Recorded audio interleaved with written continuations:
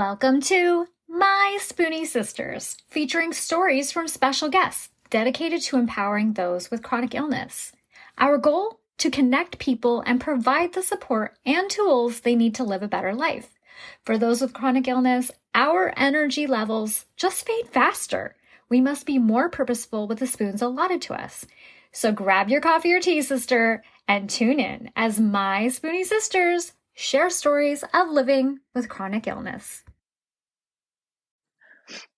Hi, my Spoonie sisters. I'm your host, Gracefully Jen, and I am here with Stefanie. And we've had her on here before, but I had to bring her back again so we could talk about some really hot topics / probably buzzwords in our community right now. So hi, Stefanie. How are you doing today?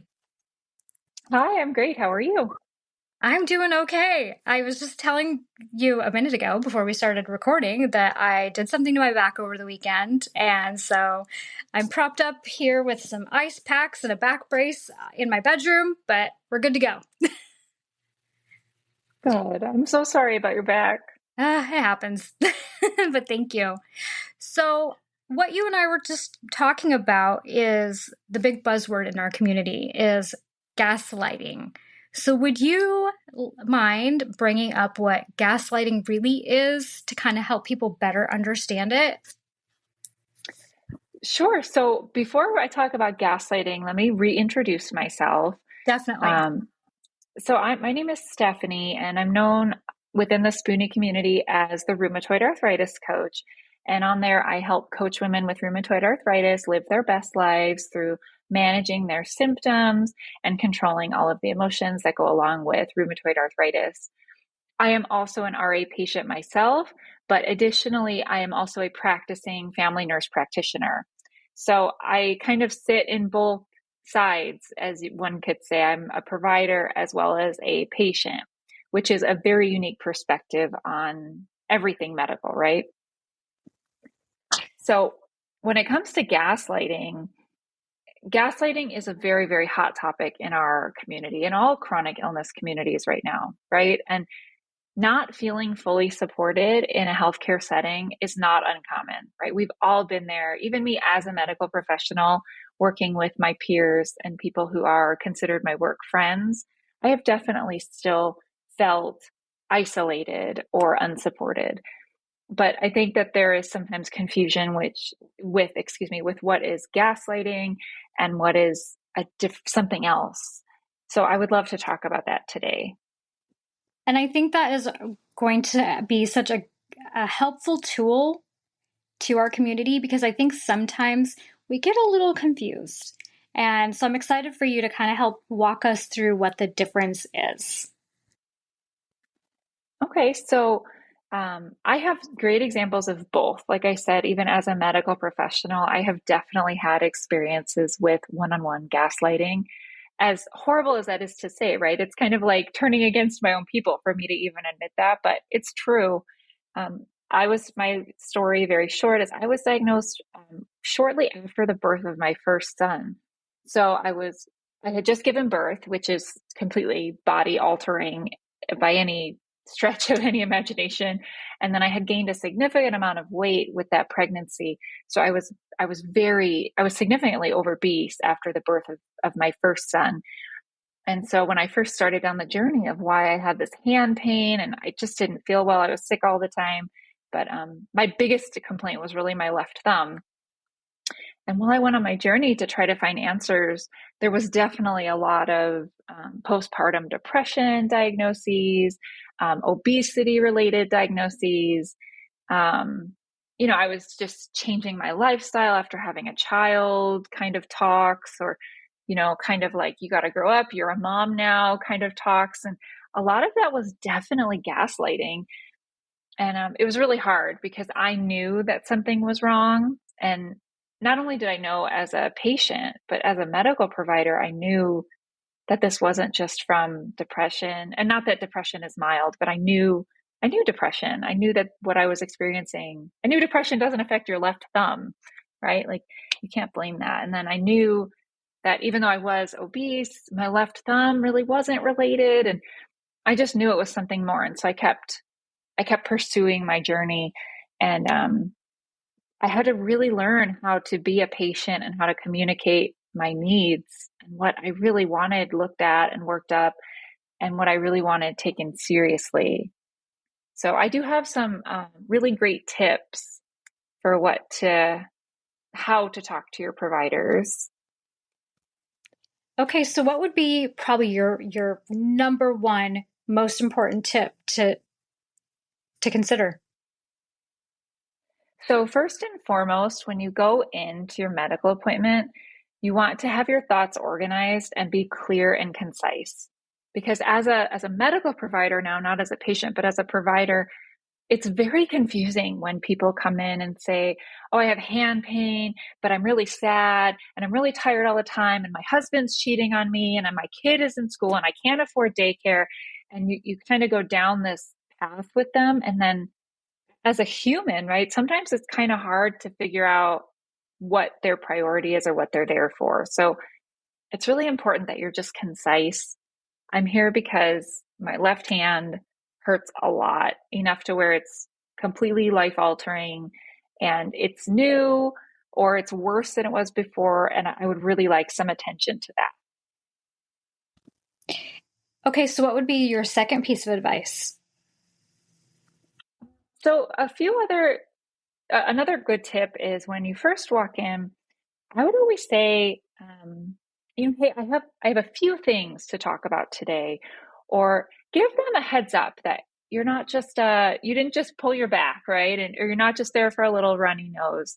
Like, give them a heads up that, hey, I'm going to be a little complicated. If you have a few extra minutes, I'm going to need it. And you can even be as kind as to say, hey, I think I'm a little medically complex. If we can address some things today, I'm happy to come back at another time to address the rest of my list. Give them an opening, give them an opportunity to treat them in their best way. So you got to kind of give them an opening. Yeah, and I think, in our day and age now, so many of us have the opportunity so like for me personally, I have an app that I can log into where I can schedule my appointments with my doctors, I can message them. And so maybe when you're scheduling, write in the information box, okay, these are the things I need to discuss so they can help decide how long your appointment even needs to be. That's a great idea. And then even after you do that, you can also ask, how long is our appointment today? Mm-hmm. Because you never really know. You never really know if they scheduled you for 10 minutes or 50 minutes. So, Absolutely. And you're not the only patient, even though sometimes we'd like to feel like we are the only patient. They have several to meet in a day. And so we don't want to take up all of their time and make them run behind. right. So what would be your third tip? So another great tip is to definitely have a concise and clear list of things you have already tried. That can actually save you so many steps. So many times people will come in and say, I have this issue or this complaint. And then, I can start my notes saying, okay, we're going to try ibuprofen and get these labs. And then I get to the end of what I'm saying, and the patient will say, oh, I've already tried ibuprofen and I already had that lab. So then I say, okay, let's go to, the escalation, the step two. And then after I say it, they've already tried it. So a lot of times if you go and just say, I've already tried X, Y, and Z and they didn't work, you can kind of jump ahead to the next step and not take up a lot of time going over things that maybe you weren't clear that you've already tried and didn't work. Yeah, and I think to go along with that, probably, I am a big fan of writing everything in my planner or a symptom tracker.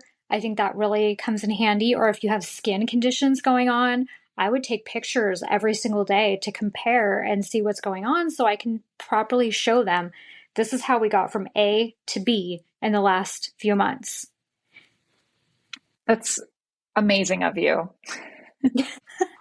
I would like to think that everybody is thinking that way, but I think a lot of us it doesn't occur to people that we need to think ahead like that.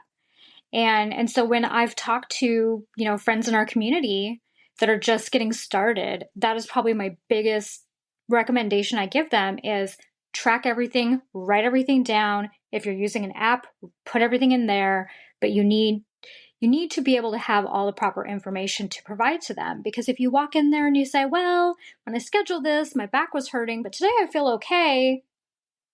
In my mind, how are you going to be able to help me? Couldn't agree more.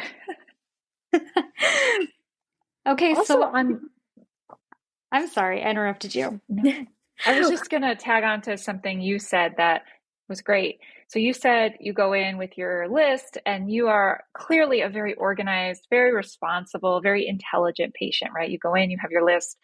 So I think another good tip is to remember that if you do have your list and you have had a lot of treatments that have failed, you want to kind of think of this as a date. And I know that that sounds crazy and some people, gasp and appall when I say that, but you want to think of it as a date. You don't want to go into a date and say like, oh, my first husband cheated and my second husband abused me and my third husband left me with all these kids, right? And I know these are dramatic examples, but you don't want to go into your appointment and say like, I tried 3 DMARDs, 4 biologics, and nobody can help me. And I'm sure you're not going to be able to help me either. Because then that just kind of shuts down the conversation too. I don't want a second date after that, right? Nobody Yeah, does. it's a two-way street. And so my expectations need to meet reality. And so I need to be kind to you, just like I want you to be kind to me. Right. So there is definitely a way to present what you have tried, clearly and concisely in a list form without a whole lot of emotion. Um, it just kind of interferes with getting through what you really need to say. Absolutely. And so if I came in and I said to you, okay, I've got this list and I'm walking you through all the steps and I'm being kind like I should be, where would you go from here? So that's a really good question because sometimes people will come in and say they've tried, they keep great records like you, they're polite, they are responsible, mature, intellectual, everything we talked about, and they have this list of things that haven't worked. And sometimes, unfortunately, I have to say there are no other options for you. We've exhausted them all. After that, I will always say there is an option for an alternative treatment. Maybe there's something not FDA approved or something just completely alternative, which we've all seen and experienced. So it's important to remember that when a provider says that to you, it's not gaslighting. Science just has not caught up with RA quite yet. We're working on it, and every day there are huge advances. And I am so thankful to be a recipient of these advances. And I do truly believe that we will find amazing treatments, if not a cure for RA in my lifetime. However, there are times when the answer is there just is not another option. And a lot of people will end up getting on and reviewing a provider online about how they're gaslighting them or not listening to them or they don't care. But I guarantee you, I definitely do care. And there are tons of providers out there that really do care. And on the flip side, there are a lot that are not caring. And it's fine. That's a totally different story.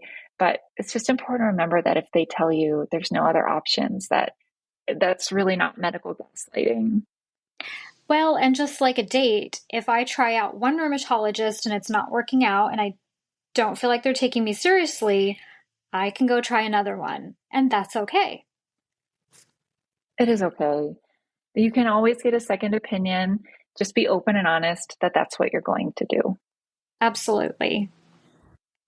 Okay, what other kind of great tips do you have for us today? Sometimes people will come to me and say, especially as a coach, people come to me all the time and say, I feel like I'm being medically gaslit. So I do have a few things that you can look for to see if you are definitely a victim of medical gaslighting. So first and foremost is if your medical provider interrupts you, right? You start to talk, they cut you off. Everybody's been there, right? Everybody's had at least one experience like this. They stand at the door, don't even come in. You start saying, my name is Stefanie, my back hurts, I tried X, Y, and then they cut you off and they start writing their script already, and you haven't even spoken for 90 seconds. So that's a very clear red flag, number one.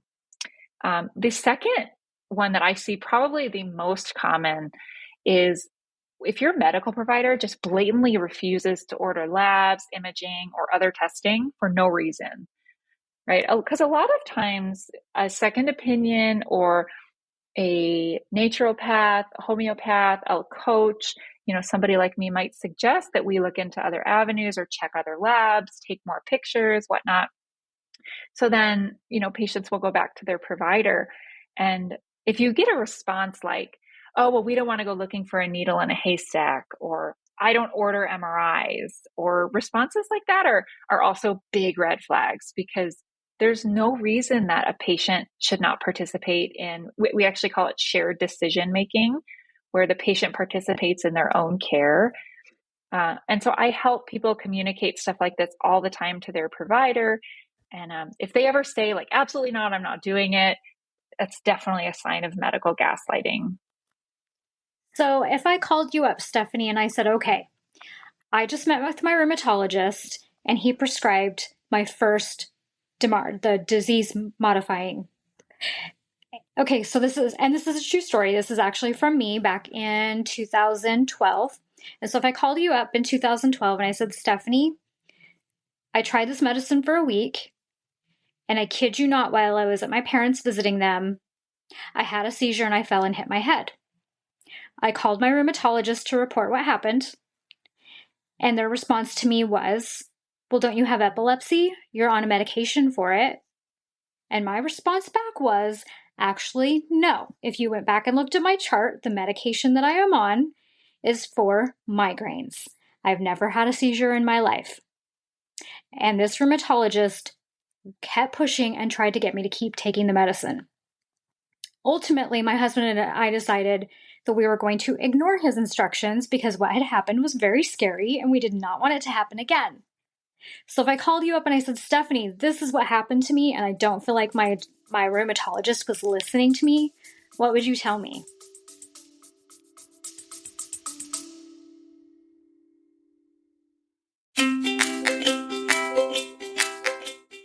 Calling all Spoonies. As a host of a chronic illness podcast, nothing lights up my day more than hearing from you, our incredible listeners. Whether it's a topic close to your heart that you want us to uncover, or you are keen to show your own journey as a guest on our show, your voice matters. Living with chronic illness can often feel isolating, but through the power of podcasting, we can come together as a community to uplift, educate, and inspire one another. Your stories, insights, and questions drive the conversations we have and the topics we explore. So if there's something on your mind, a story that you are just itching to share, or a guest you'd love to hear from, don't hesitate to reach out. Your voice is not only welcomed here, but celebrated. Let's continue to amplify the voices of those living with chronic illnesses and create a space where everyone feels heard, supported, and empowered. Together, we are stronger.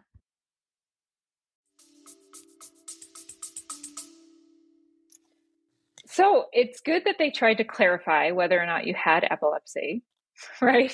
But regardless of any underlying diagnosis, if you start a new medication and within days or hours have a seizure, the general rule is you stop that medication.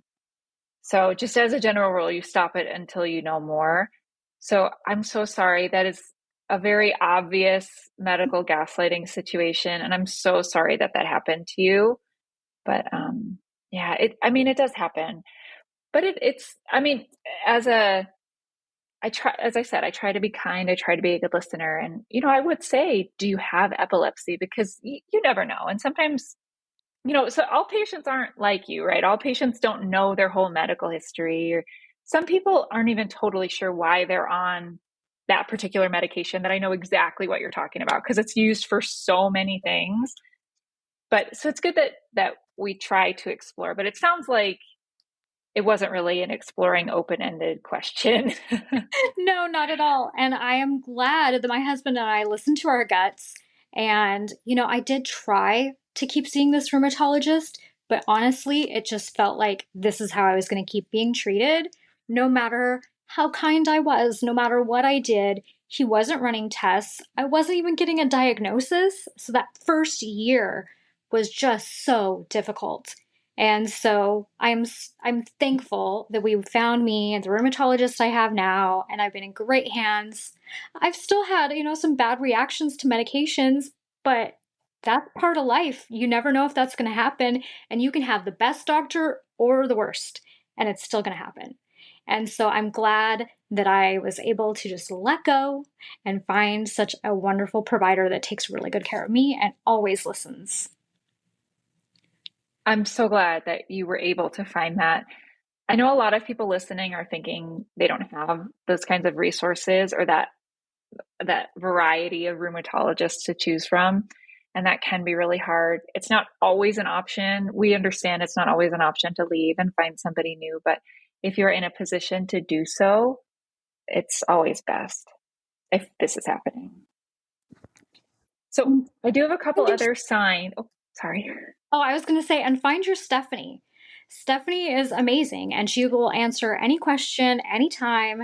Her inbox is always open, and you are so, so, so, so kind. It's true. My inbox is always open.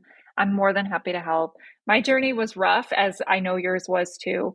And I've been through the gamut. And even as a medical provider, even not that I know everything, but even knowing more than the average bear, it was still so freaking hard. I can't even put it in words. So I'm here for you and everybody else. And I love that about you. I appreciate you. I appreciate you. Thank you. Okay, what were you going to say next? So I do have just a few other big red flags.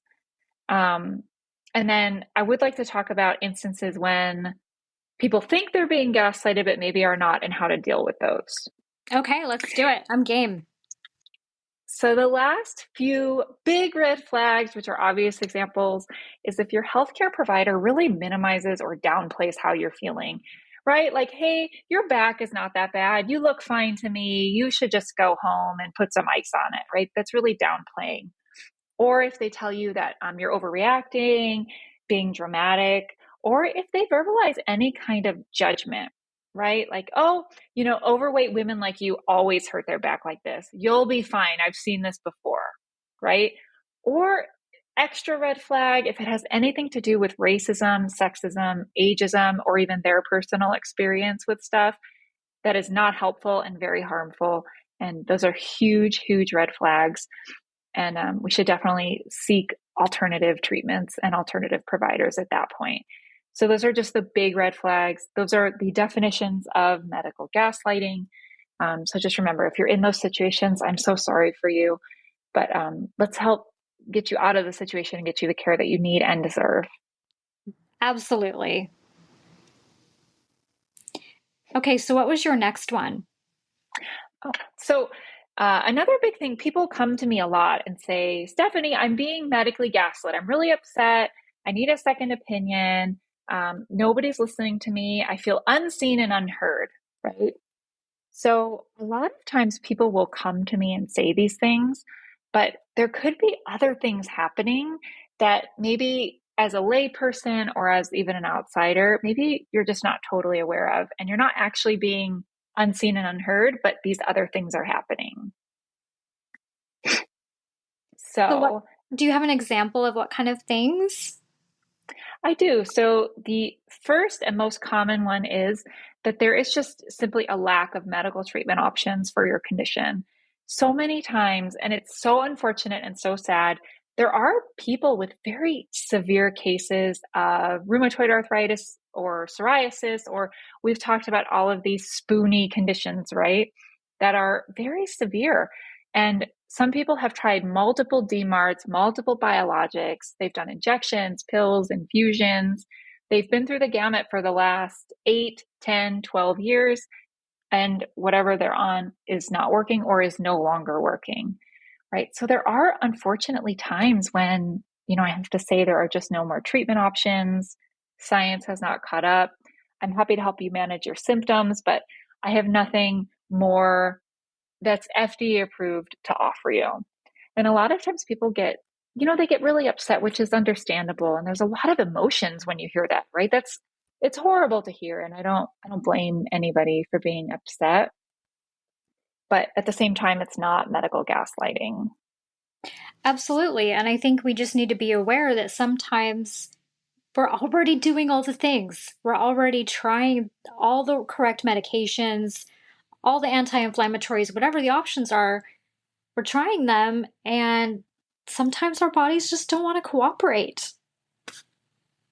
And rheumatoid arthritis and psoriasis, etc., just suck. Like, It just does. we can all just agree that they're very complex and uncooperative Absolutely.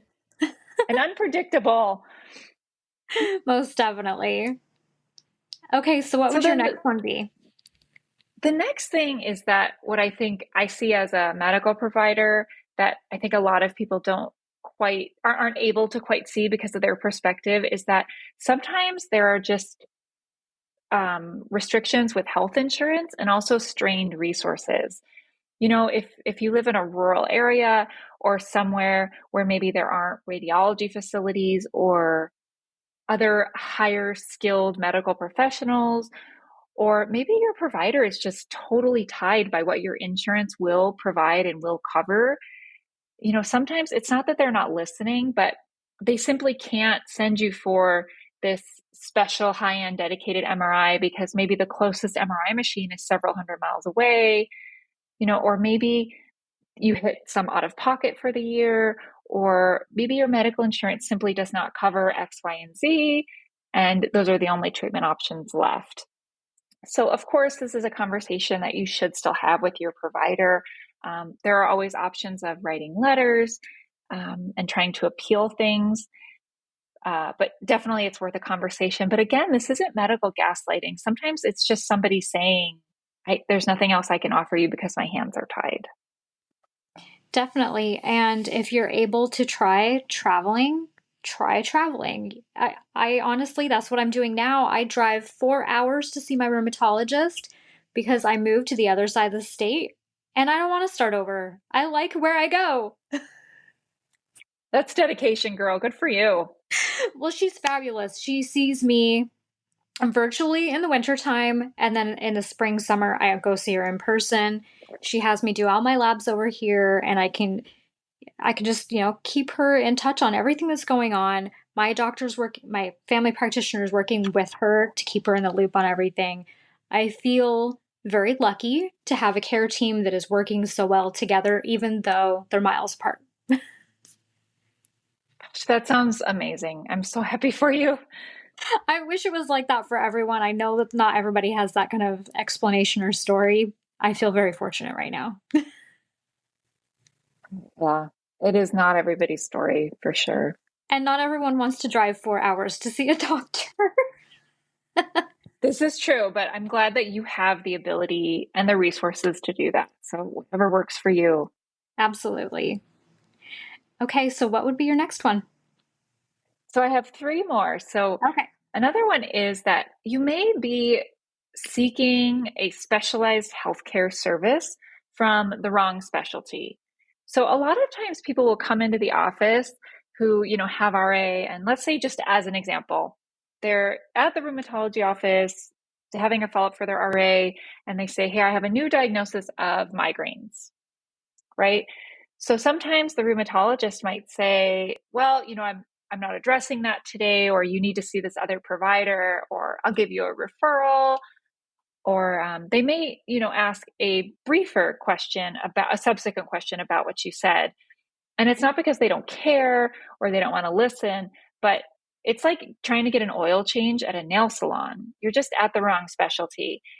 So a lot of times patients get very frustrated because they think like I'm not listening to all of their problems. But really, when you see a specialist like a rheumatologist, they have to really focus on that specialty while they're there. So make sure that you're seeing the right doctor.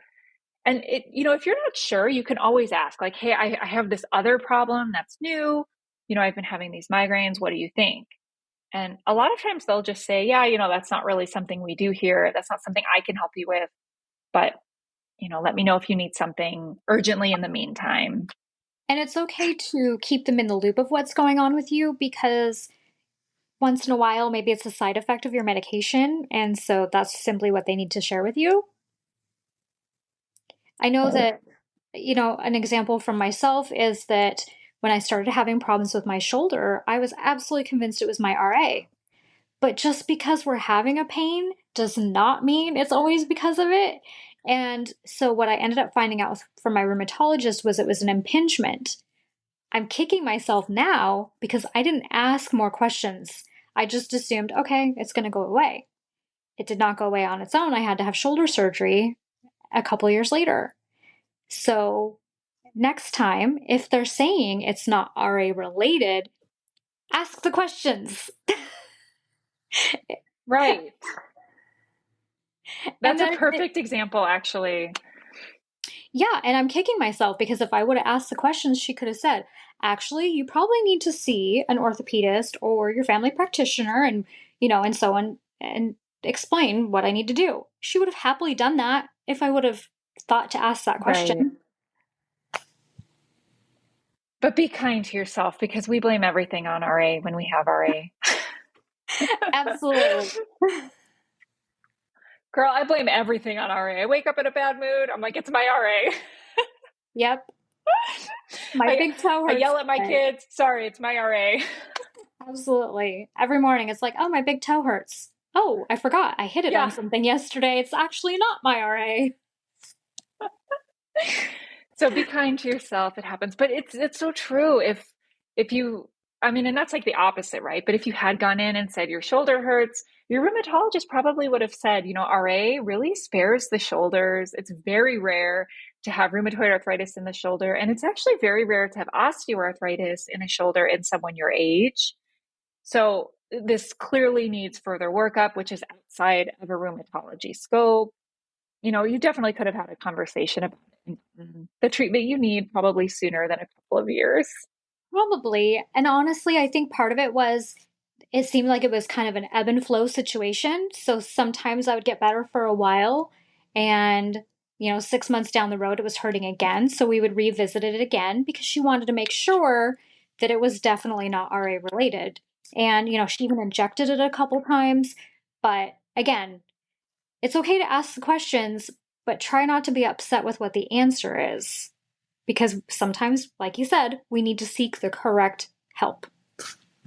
Right. You got to go to the right place for the right service. Absolutely.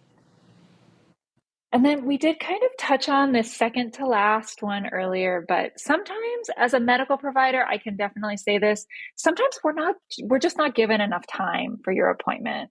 You know, we do a lot in an office. I do not make my own schedule, and I don't know anywhere that does.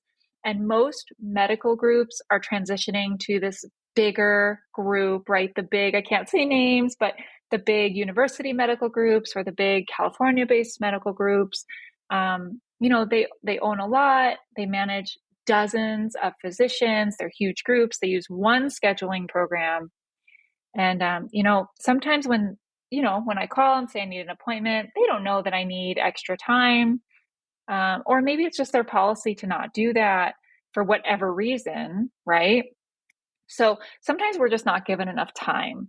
So it's okay to have a conversation about time right when you start. How much time do we have? Or, preface your appointment with saying, I do have quite a few things to discuss. I'm happy to split it up. Or if you have time, I'd like to cover it all. Or it's always okay to just say, like, hey, I'm kind of medically complex. I might need a little extra time today. That's always okay. Absolutely. And I think to go along with that is stay focused on what you're there for.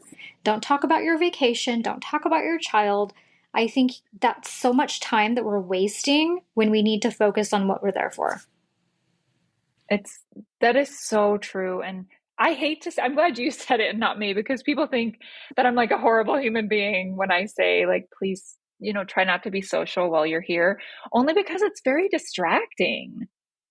If I'm trying to work and trying to stay focused on your health, it's very distracting because of course I want to hear about your kids and your vacation, right? Like that's like the why it's so distracting because I love my patients and I love people and I love hearing about how they're snorkeling with RA. Like that's like why I do what I do, right?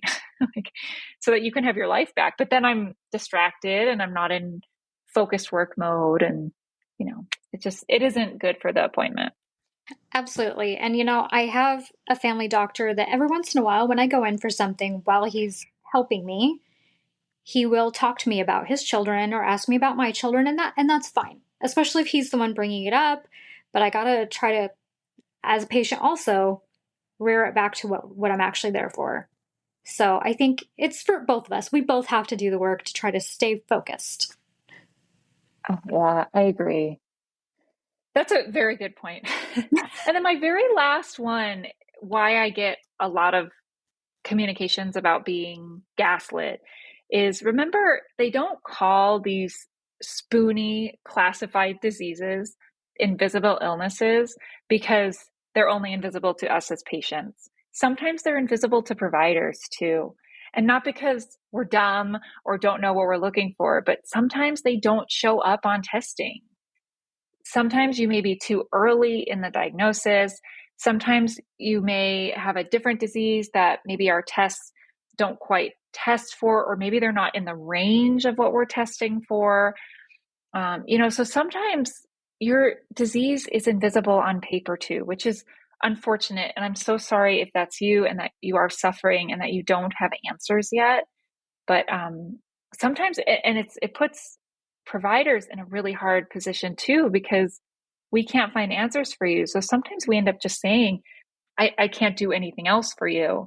And it's not gaslighting. It's not because I don't care. It's not because I'm not listening to you, but it's just me saying, like, I can't, I've exhausted all of my capabilities. And And it's actually sorry. oh, I was going to say, I think it's okay to not like the answer. Just don't take it out on the Mhm. person giving the answer, because at least they're being honest. Right. And it's never a bad idea if somebody tells you I can't do something. It's a good hint to, like, go get a second opinion or a second set of eyes, because if it's very hard to admit you're wrong, right? It's very hard to admit you can't do something. So if we're saying that, it means a lot. Well, We're not trying to hurt you. and there could be a whole room of specialists, and maybe only one person in that entire room has seen this rare condition or rare disease.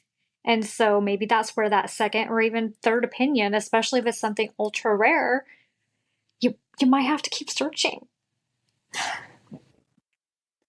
Right. Or sometimes it's okay to find answers somewhere and then maybe even bring them back to where you can get the care and service that you need. Sometimes it's asking a lot for a specialist to work something up. So when I say work something up, that means like start from scratch and try to figure out what it is. Like sometimes it's a lot to go into a rheumatologist and tell them about your shoulder when, they're seeing you for something else. So sometimes, it might be okay to take the shoulder back to your primary, or even start at urgent care and just start from scratch with a complete stranger, a complete fresh set of eyes, and then maybe go back to your rheumatologist and say, hey, I already had X, Y, and Z workup. I'm pretty sure it's not, any of these things. Can you kind of take over from here? And a lot of times when those first few boxes are checked, it's a little easier to take over and finish that workout. I think that's a really I good hope that point. makes sense. That's a really good point. Yeah. And I think there's a lot of people out there like myself that would not even occur to us to consider. Being a medical provider is really hard. I have to say, I do my best every day, and then I do my coaching separate from providing care. And it's a really hard gig people are complex. We have emotions, we use words, everybody communicates differently, everybody feels pain differently. And then everybody has different expectations. There's people who, their thumb hurts a little and they want care immediately because they're terrified of whatever that means for the future. And then there's people who, hurt their back and have 6 kids at home but don't seek medical care because of whatever, there's so many reasons, but they want to take care of their 6 kids and they have to work and provide for their family. And so there's this whole range of emotions, expectations, insurance limitations, time. People are really complex. So we have to work together, especially when you're coming in as a medical patient, and try to not assume that you're being gaslit. If you are, obviously, I'm sorry, and you should seek alternative services, but at the same time, try to stay open-minded. Thank you so much for pointing all this out. I think it's extremely valuable for everyone to think about. Thank you for having me. Now, I feel like there was something else we were going to discuss, but my mind is drawing a blank at the moment.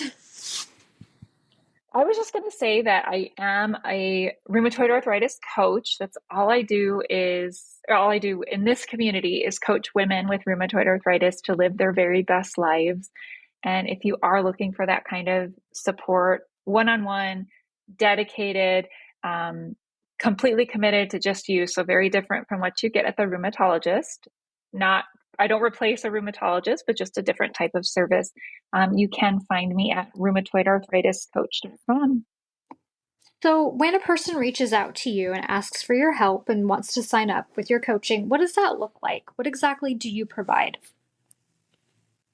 So when I work with you, usually it's over about 6 months, and we meet about every other week for about an hour, and we touch on topics all the way from nutrition, exercise, medical records review, which is very popular. People really love that, all the way to managing your emotions and psychological adaptations that we can make to living with a chronic illness, because we are not like everybody else, right? Our adaptations are very different from other people's adaptations.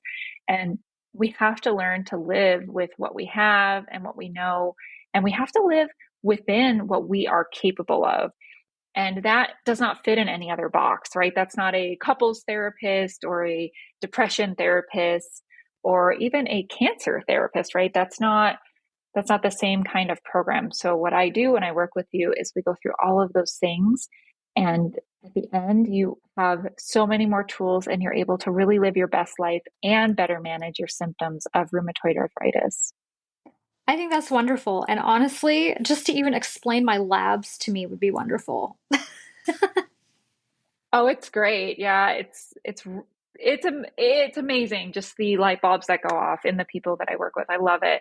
And then it's very empowering, right? Because I get to educate people on what their labs mean, and then they can go back to their provider, and they kind of like level up, and they get better care because they know more, and they have, I write letters and communicate to providers all the time, so that's always helpful, and it's really, really cool. That sounds wonderful. That's amazing. Thank you.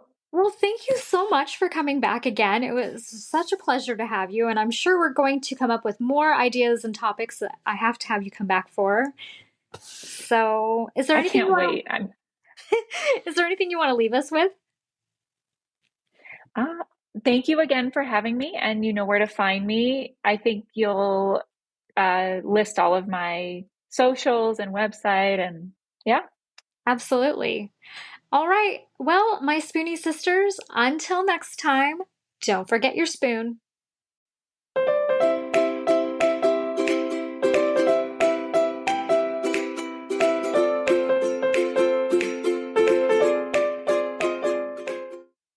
The information, opinions, and recommendations presented in this podcast are for general information only.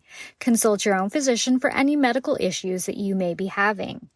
The information should not be taken as a replacement for medical, clinical, professional advice, diagnoses, or medical intervention.